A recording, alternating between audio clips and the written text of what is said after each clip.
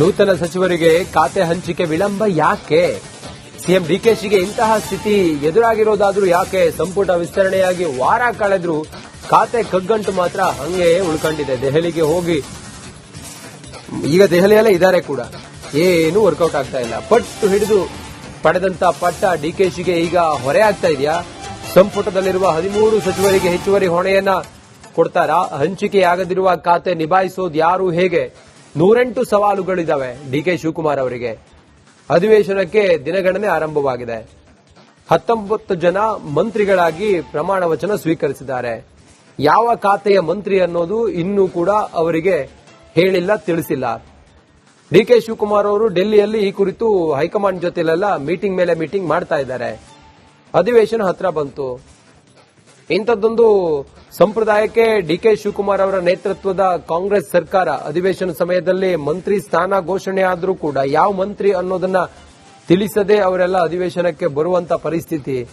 ಎಲ್ಲಾ ಇಲಾಖೆಗೂ ಕೂಡ ಇವರೇ ಒಬ್ಬರೇ ಉತ್ತರ ಕೊಡಬೇಕಾದಂತ ಸಂದಿಗ್ಧ ಸ್ಥಿತಿ ಡಿಕೆ ಶಿವಕುಮಾರ್ ಅವರಿಗೆ ಎದುರಾಗುತ್ತಾ ಅನ್ನೋದು ಈಗ ಪ್ರಶ್ನೆ ಇರೋದು ನೋಡಿ.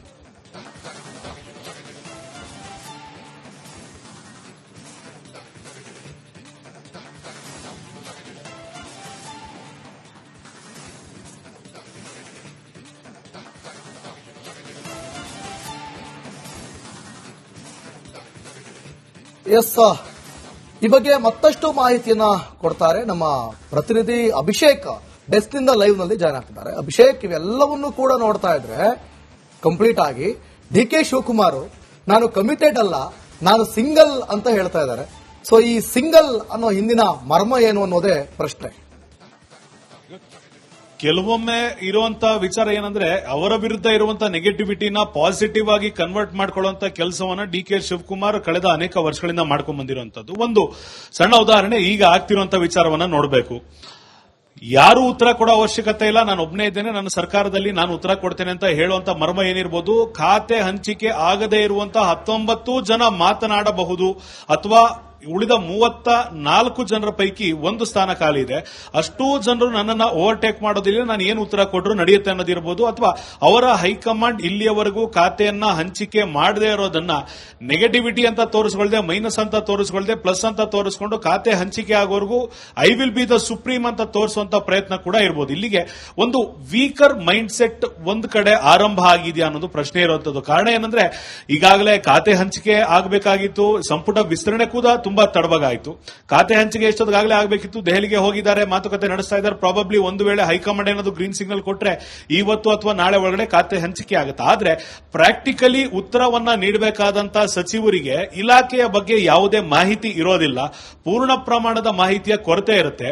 ಸದನದಲ್ಲಿ ಆಗುವಂತ ಒಂದೇ ವಿಚಾರ, ಕೇಳಿರುವ ಪ್ರಶ್ನೆಗೆ ಉತ್ತರ ಒದಗಿಸಲಾಗಿದೆ, ಈ ಒಂದು ಲೈನ್ ಅನ್ನ ಹೇಳಿ ಸಚಿವರು ಕೈ ತೊಳ್ಕೊಂಡ್ರೆ ಯಾವುದೇ ರೀತಿಯಾದಂತಹ ಚರ್ಚೆಗೆ ಆಸ್ಪದ ಸಿಗೋದಿಲ್ಲ. ಇದು ವಿಪಕ್ಷಗಳಿಗೆ ಖಂಡಿತವಾಗಿಯೂ ಆಹಾರ ಆಗುವಂತ ಸಾಧ್ಯತೆ ಇದೆ. ಯಾಕಂದ್ರೆ ಈಗಾಗಲೇ ಟೀಕೆಯನ್ನ ಬಿಜೆಪಿ ಇರ್ಬೋದು, ಜೆಡಿಎಸ್ ಇರ್ಬೋದು ಮಾಡಿಕೊಂಡು ಬರ್ತಾನೆ ಇರುವಂತದ್ದು. ಯಾಕಂದ್ರೆ ಖಾತೆ ಹಂಚಿಕೆ ಆಗಿಲ್ಲ, ಮಹಿಳೆಯರ ಮೀಸಲಾತಿ ಅಥವಾ ಮಹಿಳೆಯರ ಕೋಟವನ್ನ ಇಲ್ಲಿವರೆಗೂ ಭರ್ತಿ ಮಾಡಿಲ್ಲ. ಯಾವ ಸಂದಿಗ್ಧ ಪರಿಸ್ಥಿತಿಯಲ್ಲಿ ಡಿಕೆ ಶಿವಕುಮಾರ್ ಇದ್ದಾರೆ ಅಂತ ಅವರ ಆಪ್ತರ ಬಳಿ ಹೇಳ್ಕೊಂಡಿದ್ದಾರೆ, ಅದೇ ಸಂದಿಗ್ಧ ಪರಿಸ್ಥಿತಿಯನ್ನ ತಮ್ಮ ಅಸ್ತ್ರವಾಗಿ ಬಳಸಿಕೊಳ್ಳುವಂತ ಕೆಲಸವನ್ನು ಕೂಡ ಡಿಕೆ ಶಿವಕುಮಾರ್ ಅವರು ಮಾಡ್ತಿದ್ದಾರಾ ಅನ್ನೊಂದು ಆಯಾಮ ಈಗ ಓಪನ್ ಆಗಿರುವಂತದ್ದು. ಕಾರಣ ಖಾತೆ ಹಂಚಿಕೆ ಯಾವಾಗ ಆಗುತ್ತೆ ಗೊತ್ತಿಲ್ಲ.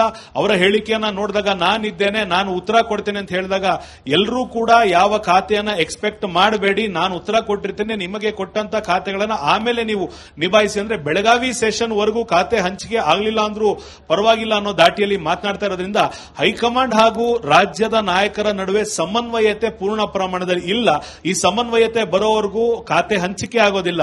ಖಾತೆ ಹಂಚಿಕೆ ಆಗೋವರೆಗೂ ಜನರ ಸಮಸ್ಯೆಗಳಿಗೆ ಪರಿಪೂರ್ಣವಾಗಿ ಯಾರೂ ಕೂಡ ಒಂದು ಸೊಲ್ಯೂಷನ್ ಕೊಡೋದಿಕ್ಕೆ ಆಗೋದಿಲ್ಲ ಅನ್ನೋದು ಇಲ್ಲಿ ನಾವು ಗಮನಿಸಬೇಕಾಗಿರುವಂತದ್ದು. ಆದ್ರೆ 13ನೇ ತಾರೀಕು ಅಧಿವೇಶನ ಆರಂಭ ಆಗೋದ್ರಿಂದ ಯಾವ ರೀತಿ ಪ್ರತಿಯೊಂದು ಪ್ರಶ್ನೆಗೂ ಮುಖ್ಯಮಂತ್ರಿನೇ ಉತ್ತರ ಕೊಟ್ಕೊಂಡ್ ಬಂದ್ರೆ ಅವರ ವೇಟೇಜ್ ಕೂಡ ಏನಾಗುತ್ತೆ ಹೌಸ್ ನಲ್ಲಿ ಅನ್ನೋದನ್ನ ಅವ್ರು ಗಮನಿಸಬೇಕಾಗತ್ತೆ. ಇದನ್ನ ಯಾವ ರೀತಿ ನಿಭಾಯಿಸ್ತಾರೆ ಅನ್ನೋದು ಅವ್ರ ಮುಂದೆ ಇರುವಂತ ಈಗ ಸವಾಲಾಗಿದೆ. ಆದ್ರೆ ಯಾವುದೇ ಕಾರಣಕ್ಕೂ ಡಿಕೆ ಶಿವಕುಮಾರ್ ಅವರ ಸರ್ಕಾರ ಇದನ್ನ ಸವಾಲು ಅಂತ ತೆಗೆದುಕೊಳ್ಳೋದಿಲ್ಲ, ಎಲ್ಲವೂ ಸರಿ ಇದೆ ಅಂತ ಹೇಳುವಂತ ಪ್ರಯತ್ನ ಮುಂದುವರಿಸಿದ್ದಾರೆ. ಅಭಿಷೇಕ್, ನೋಡಿ, ಇಷ್ಟು ದಿನಗಳ ಕಾಲ ಸಚಿವರಿಲ್ಲ ಅಂತೇಳಿ ಹೇಳಿದ್ದಾಯ್ತು. ಈಗ ಸಚಿವರಿದ್ದಾರೆ, ಆದ್ರೆ ಯಾವ ಖಾತೆ ಅನ್ನೋದು ಅವ್ರಿಗೆ ಗೊತ್ತಿಲ್ಲ. ಇದು ಎಂತ ವಿಪರ್ಯಾಸ ಕರ್ನಾಟಕದ್ದು. ಅಧಿವೇಶನ ಸಮಯದಲ್ಲಿ ಹಿಂಗಾಗಿರೋದು ಇದೇ ಆಗ್ತಿರೋದು, ಅಥವಾ ಆಗೋದಾದ್ರೆ ಇದೇ ಮೊದಲ? ಈ ಹಿಂದೆ ಏನಾದ್ರೂ ಹಿಂಗಾಗಿತ್ತಾ? ಏನ್ ಕತೆ ಅಭಿಷೇಕ್? ಒಂದು ಹಿನ್ನೆಲೆ ನಾವು ನೋಡಬೇಕು. ಯಡಿಯೂರಪ್ಪನವರು ಸಿಎಂ ಆದಂತ ಸಂದರ್ಭದಲ್ಲಿ ಒಂದು 2 ರಿಂದ 3 ದಿನಗಳ ಕಾಲ ಅಂದ್ರೆ ಗಂಟೆಗಳ ಲೆಕ್ಕಾಚಾರದಲ್ಲಿ ಸಿಎಂ ಆದಂತ ಸಂದರ್ಭದಲ್ಲಿ ಈ ರೀತಿ ಸಮಸ್ಯೆ ಆಗಿತ್ತು. ಆದರೆ ಆ ಸಂದರ್ಭದಲ್ಲಿ ಅಧಿವೇಶನ ನಡೀತಾ ಇರಲಿಲ್ಲ. ಅಧಿವೇಶನ ನಡೆದಾಗ ಪೂರ್ಣ ಪ್ರಮಾಣದ ಸಂಪುಟ ಇತ್ತು, ಎಲ್ರಿಗೂ ಖಾತೆ ಹಂಚಿಕೆ ಮಾಡಲಾಗಿತ್ತು. ಸಾಮಾನ್ಯವಾಗಿ ಸರ್ಕಾರ ಬದಲಾದಂತಹ ಸಂದರ್ಭದಲ್ಲಿ, ಮುಖ್ಯಮಂತ್ರಿ ಬದಲಾದಂತಹ ಸಂದರ್ಭದಲ್ಲಿ ಒಂದಿಷ್ಟು ಗೊಂದಲ ಇರುತ್ತೆ. ಆದ್ರೆ ಯಾವುದೇ ಪಕ್ಷದ ಹೈಕಮಾಂಡ್ ಆದರೂ ಈ ಗೊಂದಲವನ್ನ ಬಗೆಹರಿಸೋದಕ್ಕೆ ಮ್ಯಾಕ್ಸಿಮಮ್ ಡ್ಯೂರೇಷನ್ ತೆಗೆದುಕೊಳ್ಳೋದು 1 ವಾರದ ಒಳಗಡೆ ಎಲ್ಲರಿಗೂ ಖಾತೆಯನ್ನ ಹಂಚಿಕೆ ಮಾಡ್ತಾರೆ. ಯಡಿಯೂರಪ್ಪನವ್ರನ್ನ ಕೆಳಗಡೆ ಇಳಿಸಿ ಬಸವರಾಜ ಬೊಮ್ಮಾಯಿರವ್ರನ್ನ ಕೂರಿಸಿದಂತಹ ಸಂದರ್ಭದಲ್ಲೂ ಕೂಡ ಇನಿಷಿಯಲಿ 2-3 ದಿನ ಗೊಂದಲ ಇತ್ತು. ಖಾತೆ ಹಂಚಿಕೆ ಕೂಡ ಆ ವಾರದಲ್ಲೇ ಆಗೋಯ್ತು. ಅದಾದ್ಮೇಲೆ ಜೆಡಿಎಸ್ ಇರ್ಬೋದು, ಬಿಜೆಪಿ ಇರ್ಬೋದು, ಮೈತ್ರಿ ಸರ್ಕಾರ ನಡೆಸ್ತಾ ಇತ್ತು, ಜೆಡಿಎಸ್ ಕಾಂಗ್ರೆಸ್ ನಡೆಸ್ತಾ ಇತ್ತು. ಈ ರೀತಿ ನಡೆಸುವಂತ ಸಂದರ್ಭದಲ್ಲಿ ಎಲ್ಲಿಯೂ ಕೂಡ ಸಮಸ್ಯೆ ಆಗದಂತೆ ಸಮನ್ವಯತೆಯನ್ನು ಕಾಪಾಡಿಕೊಳ್ಳಲಾಗಿತ್ತು. ಈಗಿರುವಂತ ದೊಡ್ಡ ಸಮಸ್ಯೆ ಏನಂದ್ರೆ ಒಂದೇ ಆಡಳಿತ ಪಕ್ಷ ಇದೆ. ಹೈಕಮಾಂಡ್ ಕೊಟ್ಟಿರುವಂತಹ ಸೂಚನೆಯನ್ನ ರಾಜ್ಯದ ನಾಯಕರು ಪಾಲಿಸ್ತಾ ಇದ್ದಾರೆ. ಕೆಪಿಎಸ್ಸಿ ಹಗರಣ ಆಗಿರ್ಬೋದು, ಹೊರಟಿರೋರನ್ನ ಇಳಿಸಿರೋದಾಗಿರ್ಬೋದು, ಬೇಲ್ ನಿಯಮವನ್ನ ಲೆಕ್ಕಕ್ಕೆ ತೆಗೆದುಕೊಳ್ಳದೆ ನಾಗೇಂದ್ರರವರು ದೆಹಲಿಗೆ ಹೋಗಿರುವಂತಹ ವಿಚಾರ ಆಗಿರ್ಬೋದು, ಸಾಲು ವಿಚಾರಗಳು ಈಗ ಸರ್ಕಾರದ ಮುಂದೆ ಇದೆ. ಬರ ಇರ್ಬೋದು, ನೆರೆ ಇರ್ಬೋದು, ಇದಕ್ಕೆ ಉತ್ತರ ನೀಡಬೇಕಾದಂತ ಸಚಿವರು ಯಾರೂ ಕೂಡ ಇಲ್ಲಿವರೆಗೂ ಖಾತೆ ಹಂಚಿಕೆ ಆಗದೆ ಇರೋದ್ರಿಂದ ಯಾವ ಆಧಾರದ ಮೇಲೆ ಪ್ರಶ್ನೆಗೆ ಉತ್ತರವನ್ನ ನೀಡ್ತಾರೆ? ಕೆಪಿಎಸ್ಸಿಗೆ ಯಾರು ಉತ್ತರವನ್ನ ನೀಡ್ತಾರೆ? ಸರ್ಕಾರದಲ್ಲಿ ಆಗ್ತಿರುವಂತಹ ಸಮಸ್ಯೆಗಳಿಗೆ ಯಾರು? ಅಭಿಷೇಕ್, ಇನ್ನೊಂದು ಕುತೂಹಲಕಾರಿಯಾದ ಪ್ರಶ್ನೆ ಏನಪ್ಪಾ ಅಂತಂದ್ರೆ, ಒಂದು ಈಗ ಯಾವುದೇ ಸಚಿವರನ್ನು ಕೂಡ ಖಾತೆ ಹಂಚಿಕೆ ಆಗಿಲ್ಲ, ಅಲ್ಲಿ ಅಭಿವೃದ್ಧಿ ಎಲ್ಲ ಹಿಂದೆ ಉಳಿದಿದೆ. ಮತ್ತೊಂದು, ಆ ಎಲ್ಲಾ ವಿಚಾರಕ್ಕೂ ಕೂಡ ಆ ಎಲ್ಲಾ ಅಭಿವೃದ್ಧಿಯನ್ನ ವಿರೋಧ ಪಕ್ಷದವರು ಪ್ರಶ್ನೆ ಮಾಡಿದ್ರೆ ಅದನ್ನೆಲ್ಲವನ್ನು ಕೂಡ ಇವರೇ ಉತ್ತರ ಕೊಡ್ತಾರೆ. ಅಂದ್ರೆ ಅದನ್ನೆಲ್ಲ ನೋಡ್ಕೊಂಡು ಮಿಕ್ಕದವರೆಲ್ಲ ಸಚಿವರು ಏನು ಹೆಸರು ಬಂದಿದೆ ಅವ್ರನ್ನ 19 ಸಚಿವರು ಇದಾರಲ್ಲ ಅವರೆಲ್ಲ ಇವ್ರ ಮುಖನ ನೋಡ್ಕೊಂಡು ನಿಂತ್ಕೋಬೇಕಾ ಅಧಿವೇಶನದಲ್ಲಿ? ಏನ್ ಕತೆ ಅಂತ ಅವರು ಕೊಟ್ಟಿರುವಂತಹ ಹೇಳಿಕೆಯಲ್ಲಿ ಅದೇ ರೀತಿ ಇದೆ. ಯಾಕಂದ್ರೆ ನಾನೊಬ್ಬ ಇದ್ದೀನಿ, ನಾನು ಉತ್ತರ ಕೊಡ್ತೀನಿ ಅಂದಾಗ ಉಳಿದ ಖಾತೆ ಸಿಕ್ಕಿರುವಂತಹ ಸಚಿವರು ಅವ್ರ ಇಲಾಖೆಗೆ ಸಂಬಂಧಪಟ್ಟಂತೆ ಬೇಕಾದ್ರೆ ಮಾತನಾಡಿ.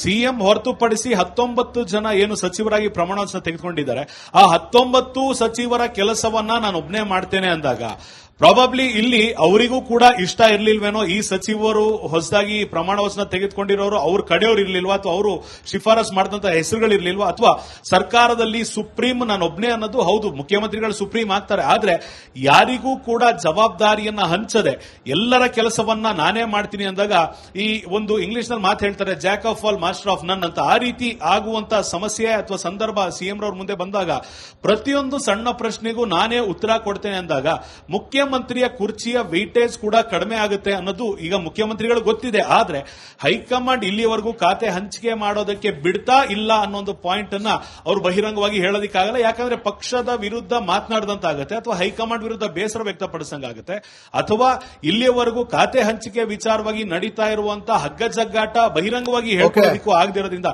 ಈ ಸಂದಿಗ್ಧ ಪರಿಸ್ಥಿತಿಯನ್ನು ಯಾವ ರೀತಿ ಎದುರಿಸ್ತಾರೆ ಅನ್ನೋದು ಪ್ರಶ್ನೆ ಇರುವಂತದ್ದು. ಥ್ಯಾಂಕ್ ಯು ಅಭಿಷೇಕ್, ನಿಮ್ಮೆಲ್ಲ ಮಾಹಿತಿಗಾಗಿ.